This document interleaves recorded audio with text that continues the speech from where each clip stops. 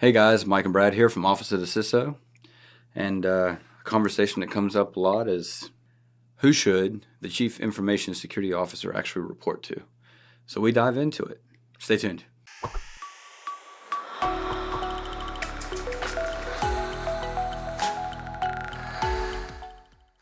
All right, Brad. So I've actually been asked this question in the past 2 weeks, and I know you've been asked several times throughout your career as well, especially from organizations that may or may not have a mature program. Obviously, they don't have a mature program if they're asking this question, but fair enough. A lot of organizations seem to have issue or questions about who the Chief Information Security Officer should actually report to from an org chart standpoint, right? Mm-hmm. And there's 11 million different ways to do it. You can always skin the cat differently. You have folks that say, it should report to the CEO or to the board of directors or to the CIO or, you're a risk officer or a financial officer, things like that. Right. And we have our opinions based on what we've seen work in the past. And we're actually going to talk through some of those. But kind of the gist, and who's the website? Security Intelligence, I think, was the... SecurityIntelligence.com? Yeah, SecurityIntelligence.com is an article. So SecurityIntelligence.com posted an article talking about what would be considered best practice from the standpoint of who a CISO should report to. Right. And we thought that was a very good thing to actually talk about because, like I said, we've been asked recently. But also I wanted to kind of pick through what they consider pros and cons to see if we necessarily agree with it, right?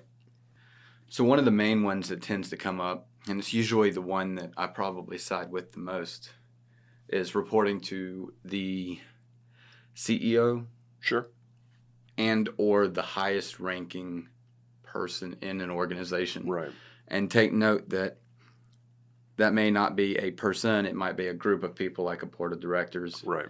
So we're going to start right off with the one that I think we both kind of agree with probably should be the one in our minds. Yeah. So the article breaks it down into CEO, CIO, and CFO. And then you and I talked about it a little bit. We think there may be others that it should report to as well. We can get to those.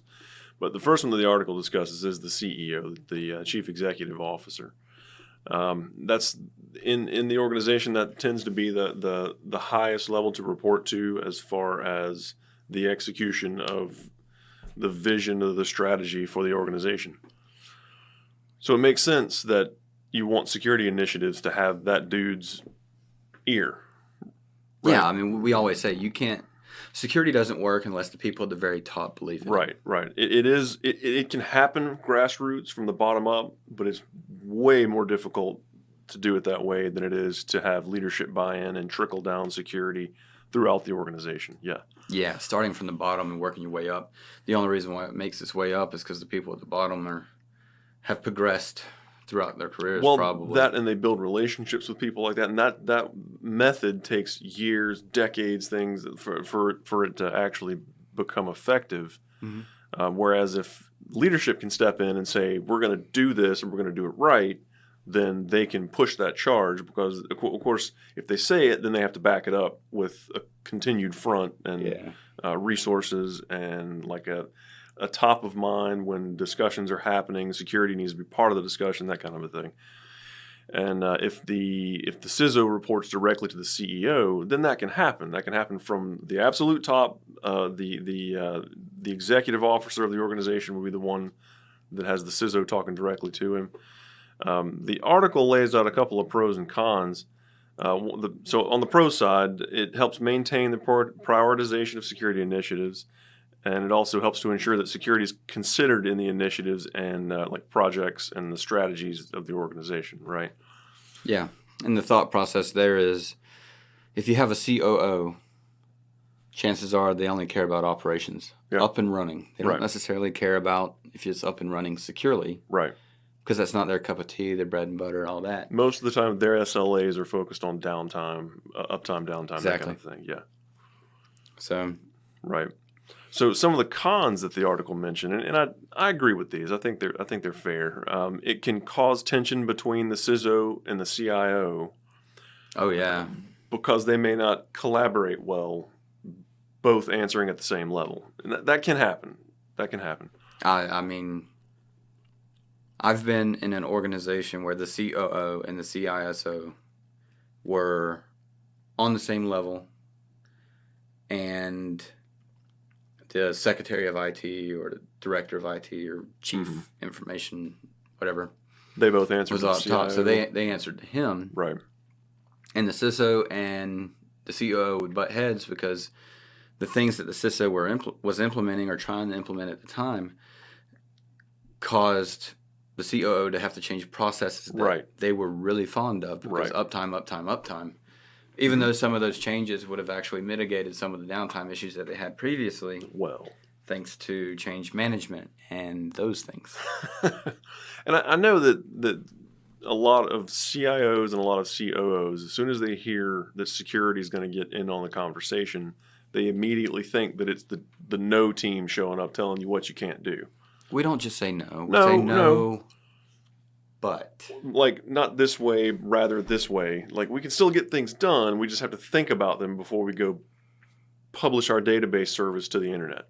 How much of those negative interactions do you think are because non-security folks aren't in line with the fact that availability is very much part of our... Oh, absolutely. They don't realize that we don't just care about you can't get to it unless you should have it. But we care about availability so that you can do work function as well. Well, yeah, and we are worried about availability. I might not say maybe as much as they are, but we've got to stay concerned with availability, just like confidentiality and integrity. Mm-hmm. So our responsibilities encompass that, but they're much larger than just availability. That's why we're cooler. Way cooler. Way cooler. I mean, just look at these beards. So one of the other cons that the article mentioned was that CEOs typically stay less engaged with the day-to-day operations than the CIO does. When it comes to the concept of like the IT services and the processes that go on in the daily businesses, most businesses depend on IT to perform their processes. So it would kind of make sense that the CIO is more engaged in the day-to-day than the CEO. It's a more intimate relationship. Yeah. Sure, yeah. So it was calling that a con because... Why would it call it a con? Well, the way I took it was maybe the CEO wouldn't be as in tune to the pain points that both the CISO and the CIO are coming to terms with or experiencing. Thus, whenever they are pitted against one another, or if the two initiatives conflict, or you have to decide which to put resources in, one or the other. Yeah, it makes it a little bit harder for the CEO to be as engaged or in tune, if you will. Yeah. Because CEO's up here doing big picture. Yeah, their strategy. Vision, their mission. Right. And then being the face of the company, right? So he may not be there when... CIO Mike and CISO Brad are butting heads or asking for resources, and he doesn't understand why I'm asking for more than security or vice versa. So. Yeah.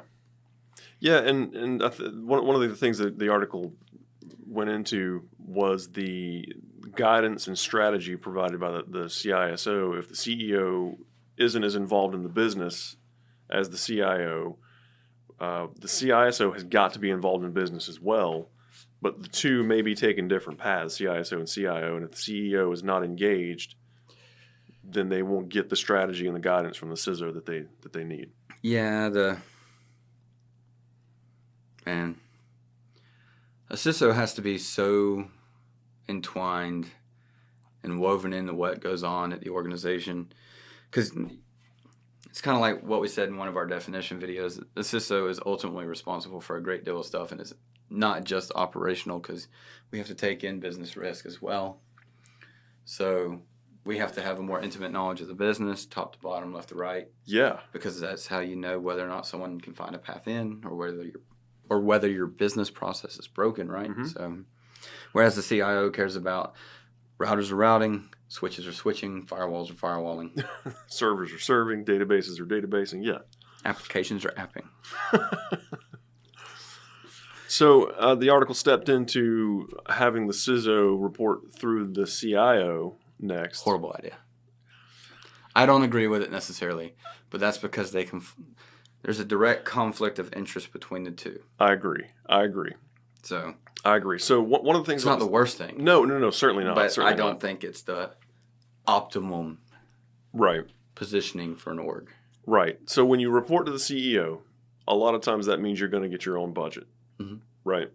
Oh, yeah, because security is always part of an IT budget. Right. Unless you report directly to the higher level. So if you're in higher education or something like that, the highest level of the organization is the school's board of directors or the school's chancellor or something like that. Right. And then, the CIO, the CISO, the CFO, and all them, they're kind of like vice chancellors or something like that. Vice presidents or whatever. Vice presidents. Yeah.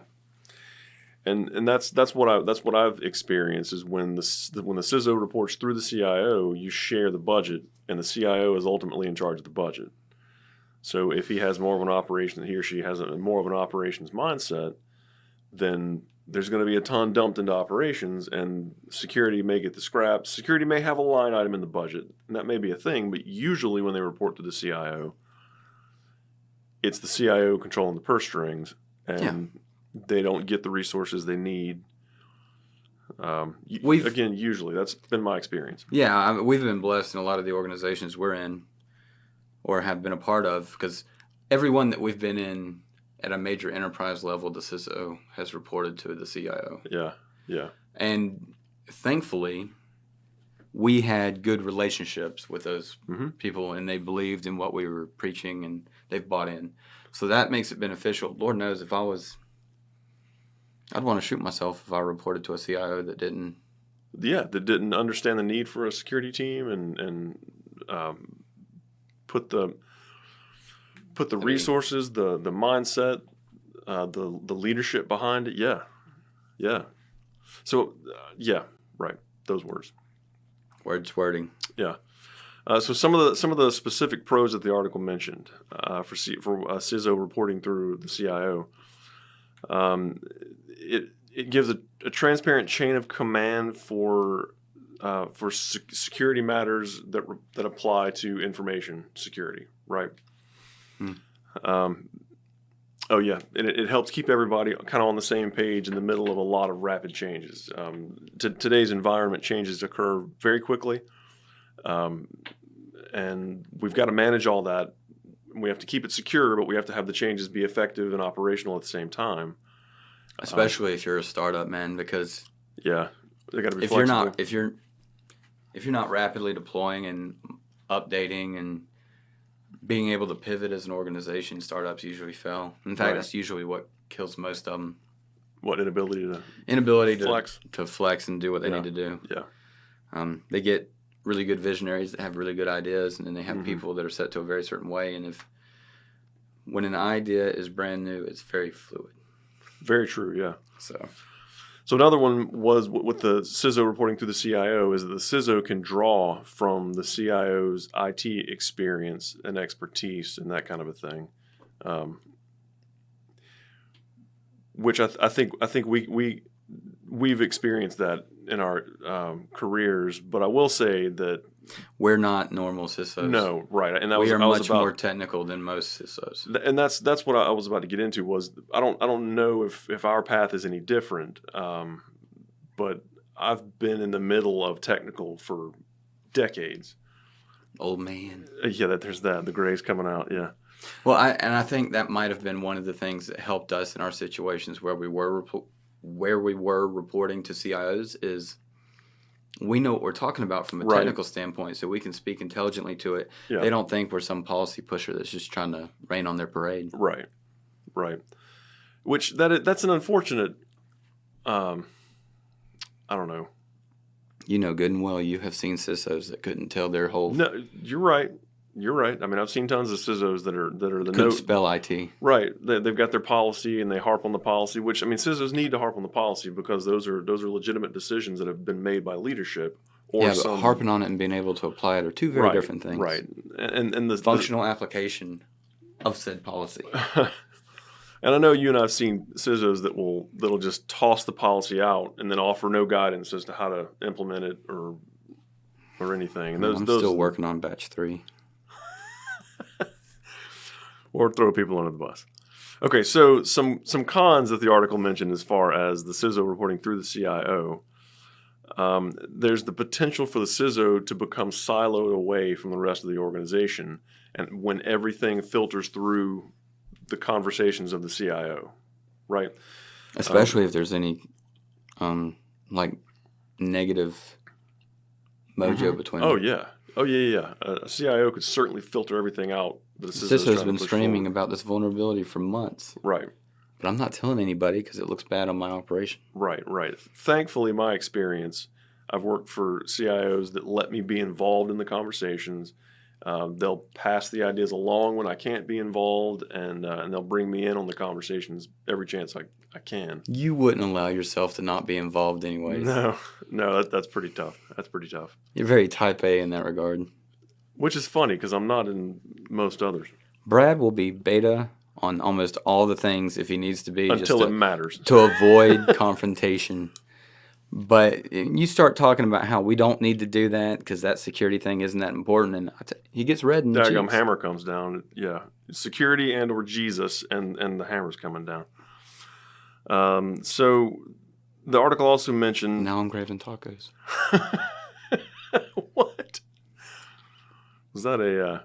It was a Jesus joke in there. Gotcha, okay, fair enough. One of the other cons of the CISO reporting through the CIO is that the CISO may come in with more experience than the CIO and may know how to talk security better than the CIO, and the CIO might not like that. There's nothing worse than a C-level that feels like they're being either outdone or people get defensive when they don't know things. Yeah. And they think it's a bad thing that they don't know things. Right. And so that is a con, but at the same time, I usually try to hire people smarter than me so they can teach me things that I don't know so I can become a better person, right? Well, yeah, and that's one of the most, being in IT, being in security, that's one of the most valuable things for us as individuals to be able to know our limits, to know when we don't know something.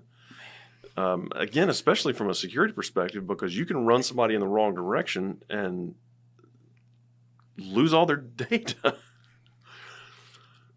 I mean, I'm sure someone has it, and for the ransom, you can get it back. Yeah, sure. That's yeah. I once had a guy ask me, I was like, Mike, are you really going to hire that person? Because I think he might be smarter than us. I'm like, that's exactly why I want to hire that person. Because the smarter people I have around me, the easier my life is. I can focus on big vision from a security standpoint.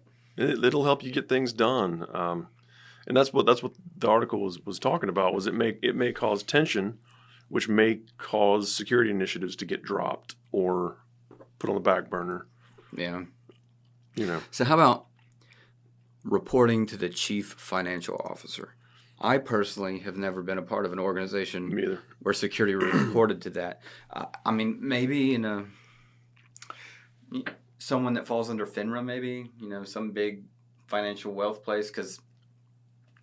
Yeah. Maybe the CFO is better at realizing or nominalizing or quantitating or qualifying or, you know what I'm saying. Yeah, you keep going. Taking, the financial data that particular organization does and tying a real nominal value to it so that they can assess risk better. Yeah. At that plane. But that's... And I guess like you're saying, if the CFO is the one that can push the security initiatives the best. I mean, I guess they have a direct tie-in to the financial side specifically. Yeah. They can help those line items get made. If you're reporting to the CFO as a CISO, there is absolutely no reason you should say, accounting didn't give me my budget. But see, that's the thing about most CFOs that I've experienced is the good ones do everything they can to not spend a penny that doesn't need to be spent. Did you know that if we cut 10% of that fabric off, we can cut 20% of our cost? Right. Yeah, your sleeves would be a little short. And nobody wants to see any of that. Good old farmer tan. Yeah.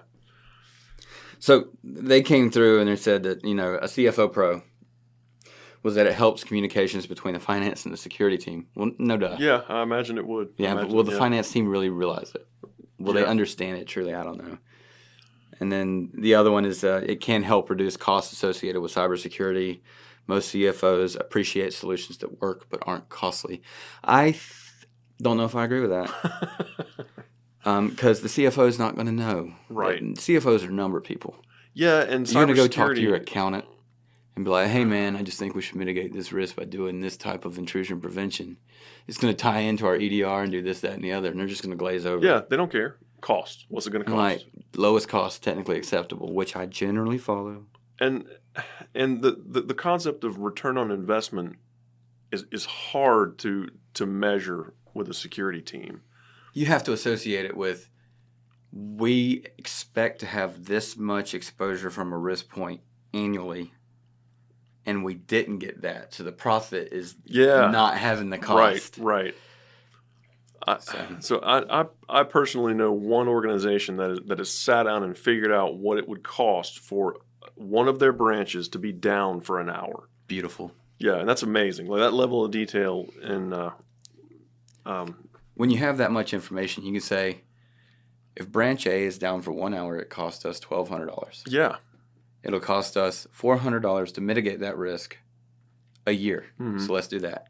And they're going to be down more than an hour over the course of a year, probably. Right, so. right. But that helps guide the expenses that you put into your DR technologies and your business continuity processes. Now, if you can show that data to a CFO.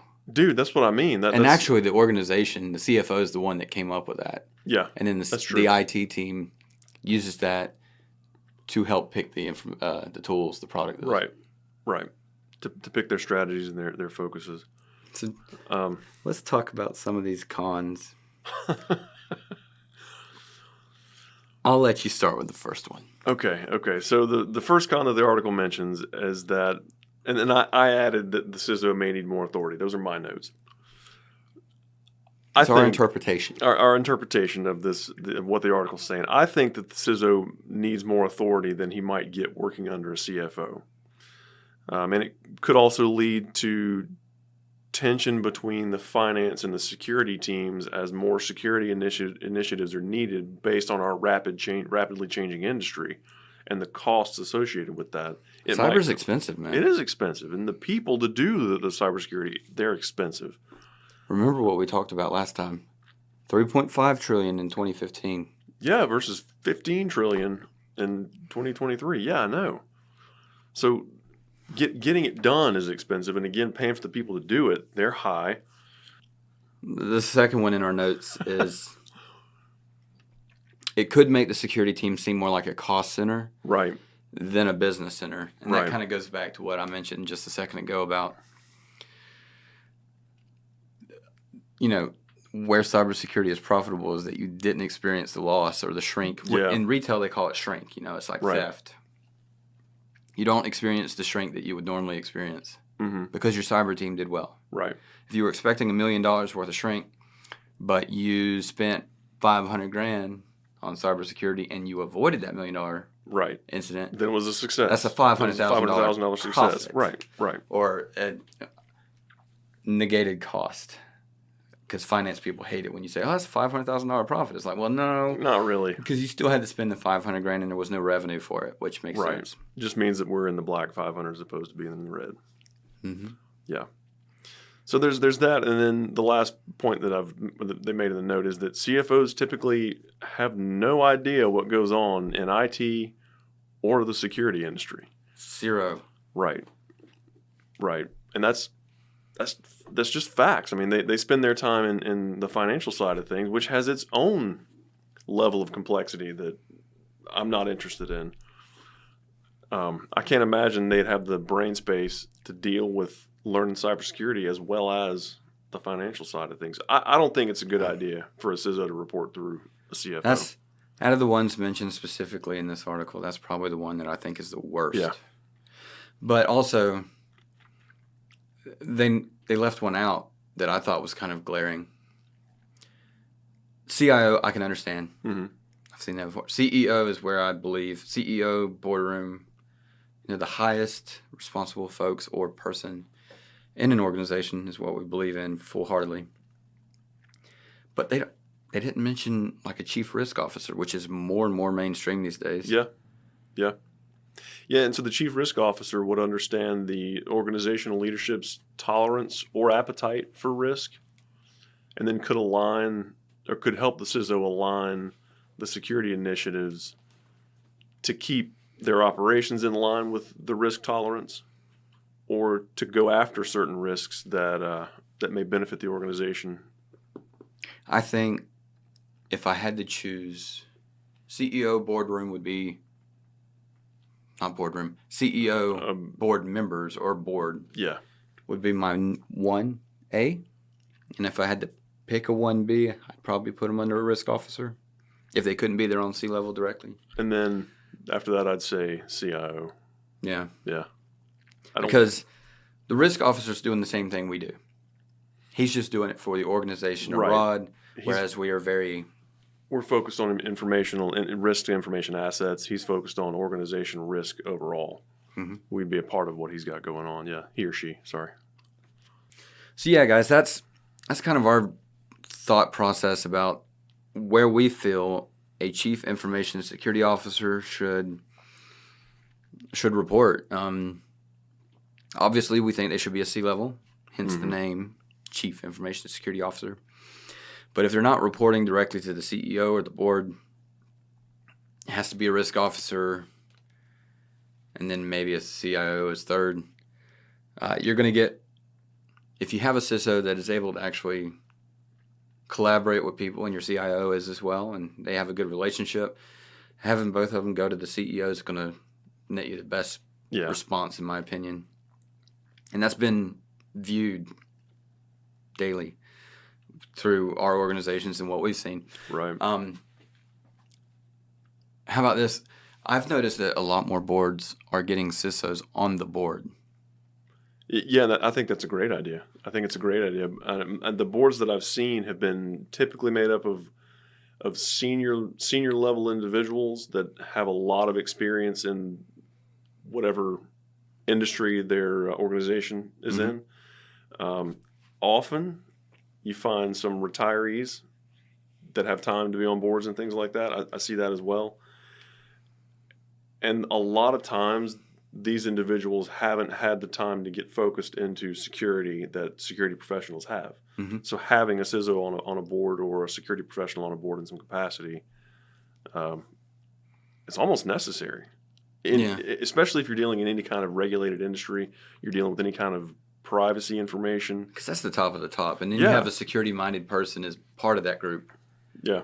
And that's where you're really going to get legit buy-in, because anybody can say they believe in security and preach it, but that's just because they know it's a necessary evil, right? Whereas if you have someone that's actually passionate about it and they're on the board, like we've had several organizations reach out to us about being on their board specifically as a CISO perspective. That way they could help identify and mitigate IT risk as it comes up. So interesting, yeah. So I think the gist of it all is the CISOs need to report as high as possible in the organization to be able to drive security initiatives in today's day and age. And we agree. Yeah. So hopefully you guys enjoyed the video. Do us a favor if you haven't already. Hit the like button, hit the subscribe button. It helps spread the content across the interwebs, helps other people that may not know as much as you learn something, or someone that might disagree with us might see it and comment and give us more communication and collaboration and difference of opinions and ideas.